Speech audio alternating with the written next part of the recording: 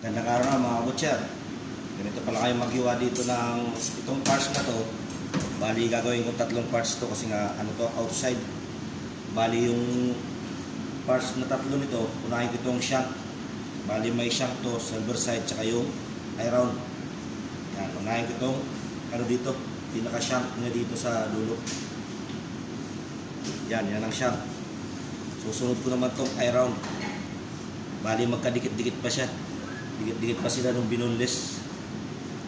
Pakita ko sa inyo itong iron. So, pakita ko sa inyo kung paano kayo maghiwa niyan. Kasi puro slice yung hiwa. Ito yung iron naman, mga kabutcher.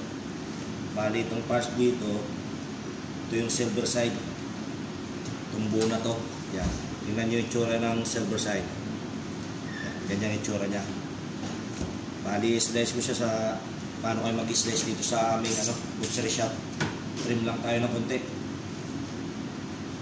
Kaya yung mga meat cutter dyan sa Pilipinas, may mga trimming din. Yan, kaya ganyan lang kayo maghiwa. Nakikita ito silver side. Bali kulang-kulang 1 inch yung iwa namin. Ganito yung gustong kapal nila dito. Yan. Ganyan lang ang mga trabaho ng mga meat cutter. Yan. Yan kami maghiwa ng beef silver side. So, lalagay namin sa tray. Pinapakita ko sa inyo. Yan. Yan ang unang parts.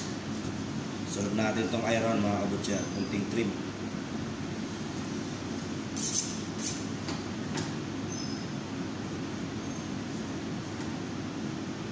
Ito almost 1 inch yung kapal niya.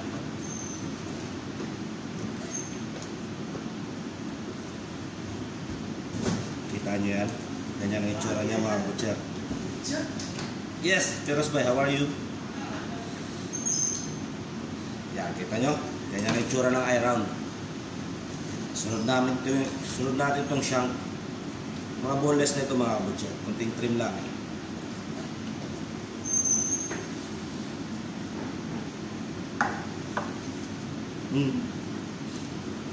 Ito, 1 inch din yung sukat niyan. Kita nyo, parang ano to, muscle sa may paa. Kaso na nasa loob siya. Kita nyo yung itsura niya. Ganyan yung mga cutting dito sa aking mga butcher. Hindi ko rin alam kung anong mga cutting. Kaya iba kasing style ng cutting ng mga every butcher shop. Bali, 3 ano na to. Cross cutting ng karne. Ito yung beef shank. Ito yung beef silver side. Yan. Para may matutunan naman kayo kahit paano. Simple lang yan, mga kabutcher. Ito yung iron. Yan. Kaya hanggang dito lang, mga kabutcher. Yan ang mga cutting namin dito ng isang buong leg parts. Okay? God bless. Sana ay matutunan kayo. Lalo sa mga butchers na gusto mag-apply dyan sa meat cutter, meat retail cutter. Okay? God bless sa inyo.